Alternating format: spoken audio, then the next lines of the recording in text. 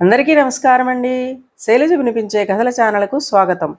ఈరోజు మనం ప్రముఖ రచయిత చిత్రకారులు బ్నిమ్ గారు రచించిన చిల్డ్రన్ అండర్స్టాండింగ్ అనే పుస్తకంలో నుండి ధైర్యం భయం అనే కథను వినేద్దాం. భయం మంచిదా ధైర్యం మంచిదా?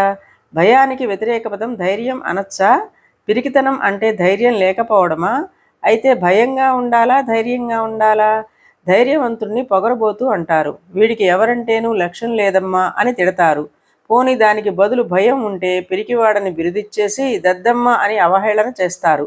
ఇవన్నీ చూశాక మనని వెనక్కి లాగేసే భయం కన్నా ముందుకు నడిపిస్తున్న ధైర్యమే గొప్పదనిపిస్తోంది కదా. ధైర్యం గొప్పదే కావచ్చు, కానీ కొన్నింటిలో భయాలు ఉండాలి. మన నడవడిక గుర్రం లాంటిది అయితే దాన్ని లెఫ్ట్ రైట్ తిప్పి నడిపించే కళ్ళాలు ఈ భయాలు ప్రేరేపణలు. సరిగ్గా చక్కగా గొప్పగా మనని మనం నియంత్రించుకుంటూ వెళ్ళే కళ్యాలు మనకి ఉండాలి. భయం అంటే ఒక విధంగా నియంత్రణ కలిగి ఉండడం. మనం సమాజానికి భయపడాలి. దేవుడికి పెద్దలకి సంఘానికి సంజాయిషి ఇచ్చుకోవడానికి సంసిద్ధంగా ఉండాలి.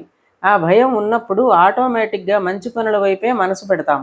ఇలా చేస్తే దేవుడు మనని పాపిష్టి వాడుగా జమ కట్టేస్తాడు. అమ్మా నాన్నలు కోప్పడతారు, గురువుగారు కొడతారు, సమాజం వెలివేసి గోల చేస్తుంది. ఇవన్నీ మనం చేసుకున్న కట్టుబాట్లు వ్యతిరేకించకుండా కాపాడేవి. ఆ కట్టుబాట్లను అతిక్రమించడానికి భయపడాలి. భయభక్తులు అనే జంట పదాలు పిరికితనాన్ని సూచించవు. మనని వినయవంతులుగా సంస్కారవంతులుగా తీర్చిదిద్దే భయభక్తులు ఉండాలి. మనకి సమాజానికి మేలు చేసే ధైర్యం చాలా గొప్పది. సంఘాన్ని సంస్కరించడానికి కావలసిన చొరవ సాహసికి ఉంటుంది. ధైర్యాన్ని కేవలం స్వార్థ ప్రయోజనకారిగా ఉపయోగించటం ఖచ్చితంగా హర్షణీయం కాదు.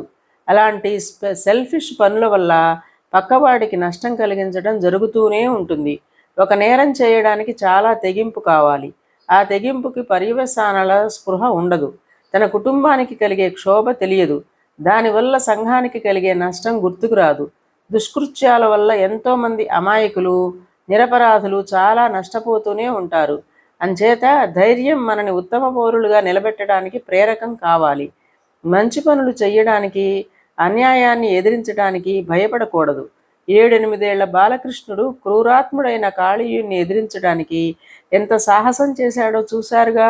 నీటిని కలుషితం చేసే క్రూరుడు ఎంత బలవంతుడైనా ధైర్యంగా ఎదుర్కోవలసిందే కదా. చివరిగా ఒక మాట, చీకట్లోంచి వెళుతున్నామంటే భయం, వెలుగు వైపు వెళుతున్నామనుకుంటే నయం. ఇదండి కథ. ఈ కథ మీకు నచ్చినట్లయితే లైక్ చేయండి, షేర్ చేయండి, కామెంట్ చేయండి, సబ్స్క్రైబ్ చేసుకొని నన్ను ఎంకరేజ్ చేయండి. నమస్కారం అండి.